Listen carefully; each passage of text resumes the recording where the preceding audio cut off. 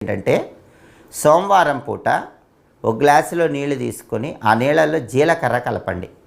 జీలకర్ర కలిపిన ఆ నీళ్లు కలబంద మొక్క మొదట్లో పోయండి. మీ ఇంట్లో కలబంద పెంచుతూ సోమవారం ఆ కలబంద మొక్కలో జీలకర్ర కలిపిన నీళ్లు పోయాలి. అప్పుడు విశేషంగా ధన ఆదాయం కలుగుతుంది.